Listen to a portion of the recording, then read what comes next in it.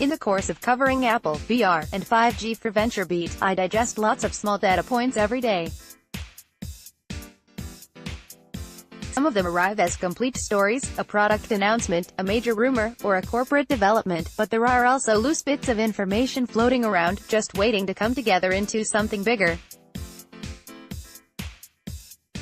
One example's been rattling around in my head for almost 2 weeks. During an interview, Apple's design chief Jonathan Ive said that the Apple Watch wasn't meant to solve an existing problem or address an existing need. Instead, he hinted that it was released to prepare users for the future. I don't think there was a problem specifically. It was more a matter of optimization, of opportunity. Many of us have our phones with us all the time, but they aren't connected to you. Imagine having something this powerful with you at all times, and what opportunities that might present to the user, particularly when you don't understand just where we are today in terms of technology and capability, but where we are headed. If you follow Apple, that's a really unusual statement. Effectively, Ive was saying to look past the Apple Watch as it was when it was released, or where it is today, and think about what could be done in that form factor going forward. Where are we today in terms of technology and capability? The top-of-the-line Apple Watch has a processor that's roughly as powerful as the third-generation iPhones. It can deliver a measly hour of battery life when used as a cellular phone, but last all day as a passive timepiece and barely used engine for apps. You can use it to play music and short videos, receive or send text messages and emails, and do basic biometric and location tracking. It's steps behind the iPhone, but stronger than mini iPods. So where is Apple headed? The interview didn't say, but there are a few clear dots we can connect. On the chip side, Apple's strategy has been to keep delivering improved performance each year with similar battery life, leveraging chip design and manufacturing improvements. It could switch those priorities any year to improve battery life while keeping performance the same, but let's assume that, like the iPhone, it generally won't. Within the next few years, the Apple Watch would have enough horsepower to roughly rival an iPhone 5, only with a much smaller screen.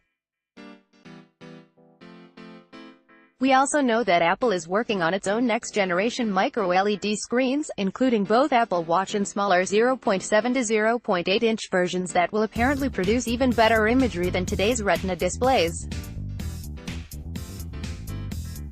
For the first time, the company will have employees publicly leading discussion panels on cutting-edge screen technologies at this week's Display Week in Los Angeles. Last but not least, we know that Apple has described augmented reality as a core technology for the company going forward, and hinted that it's working on more than just our kit for iOS. The implication is that AR won't be limited to just iPhone and iPad screens, and since Macs and Apple Watches couldn't do much with AR, glasses make sense. Reports have established that it's currently testing AR glasses in its labs, and patents have shown that it's imagining a future when your computer, including word processing, is entirely contained in those glasses, rather than carried around separately. The issue with glasses is that their frames don't have much space for even single-chip CPU, GPU solutions, large batteries, or cellular components. Antennas will fit, assuming you're okay having a cellular phone literally attached to your head, but the rest is a challenge to blend into regular eyewear unless you want to look like Star Trek's Borg. Sorry, Google Glass users, put all of these elements together and you can begin to picture a not-too-distant future in which prescription eyewear like AR glasses and iPhone-caliber Apple Watches could go mainstream.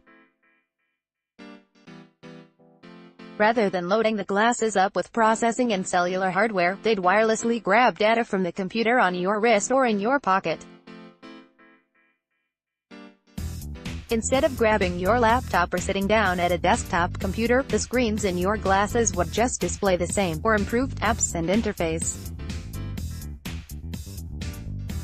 Today, the Apple Watch and similar wearables can be written off as luxuries, glorified heart rate trackers, or pointlessly limited computers.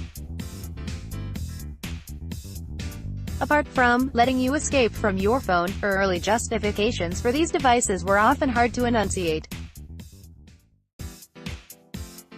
My belief is that the long-term plan isn't to help you escape from your phone.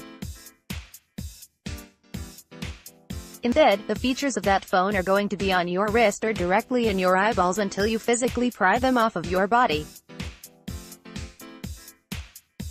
And if that plays out as it did with the growth of smartphones, that won't sound as horrific to the next generation of users as it might to this one.